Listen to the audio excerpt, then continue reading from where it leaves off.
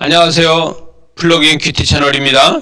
오늘 6월 7일 화요일이고요. 고린도전서 15장 35절에서 39절입니다. 부활은요, 죽은 자만이 경험하는 것이 아니고 부활은 창조주만이 할 수 있는 것이다. 이렇게 이야기할 수 있겠습니다. 죽은 자가 다시 부활하는 것만 경험하는 것이 아니라 창조주께서 부활은 선택하게 만들어 주신 것이다. 그래서 부활은 희생에서 부활이 있고, 또 부활은요, 욕심과 탐욕과 권력에서는 이 부활이 없는 것입니다. 그래서 이 36절에서 이렇게 얘기합니다. 어리석은 자여, 내가 뿌리는 씨가 죽지 않으면 살아나지 못하겠고, 또 내가 뿌리는 것이 장래의 형체를 뿌리는 것이 아니요, 다만 밀이나 다른 것이 알맹이 뿐이지 그 형체를 가지고 있으면 안 된다. 여러분, 우리는요, 부활하면요, 과거의 못된 습관이나 이런 것까지도 같이 부활하는 것을 믿으셔야 됩니다. 우린 죄를 짓던 몸이 부활을 하고 나면 과거의 죄의 습성을 버리게 된다. 이렇게 바울은 이야기하는 것이죠.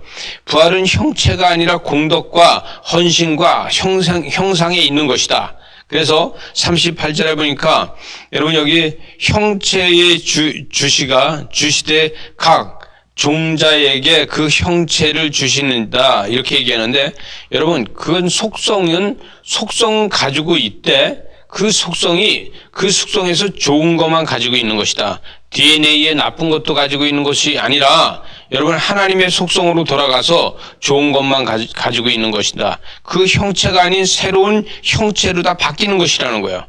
그래서 새로운 형체로 바뀌는 것이지 짐승의 형체나 새나 형체나 물고기의 형체나 이런 것처럼 이 형체가 아닌 하나님의 형상으로 완벽하게 돌아가는 것이 부활이다. 그래서 형체의 높은 보좌에 계신 그 보좌에서 우리를 바라보시는 그 형체로 우리도 돌아가는 것이다. 이렇게 이야기할 수 있겠죠. 여러분, 하늘과 땅에서 비교할 것이 없다는 거예요. 하나님 나라는요.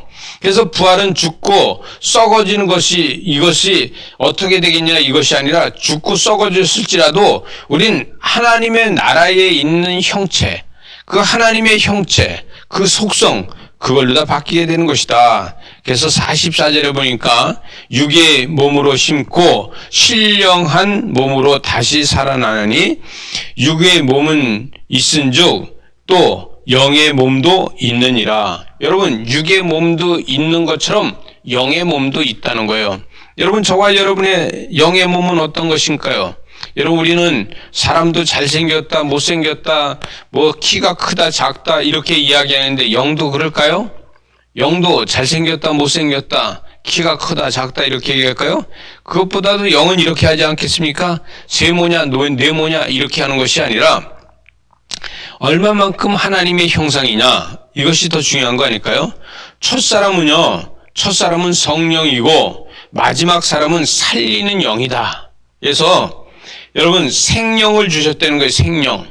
그래서 아담에게 생명을 주어서 그 생명 안에서는 성령의 역사도 있고 모든 역사 있고 죽지 않게 만들었는데 그러나 죄를 지면서 그의 속성이 죄의 노예가 돼 있는데 그 다음에 살리는 영이 우리에게 임해서 신령한 사람이 되고 육체적인 사람이고 땅의 사람이 아니라 하나님의 사람이 된 것이다. 그래서 47절에 보니까 첫사람이 땅에서 나으니 흙에 속한 자거니와 둘째 사람은 하늘에서 나셨다. 그래서 예수 그리스도께서는 땅에서 난 것이 아니라 하늘에서 났다.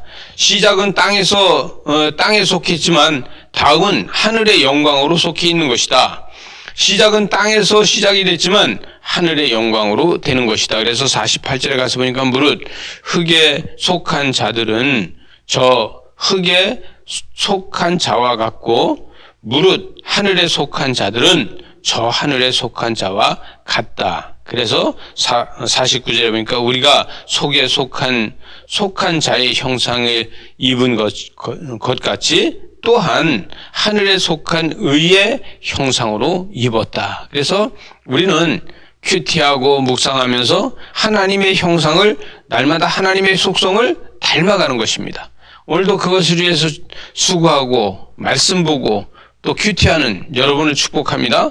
기도하시겠습니다. 하늘의 영광으로 채워주시옵소서, 거룩함으로 채워주시옵소서, 날마다 하나님의 영광으로 거룩하게 하여 주시옵소서, 예수님 이름으로 기도드리옵나이다. 아멘.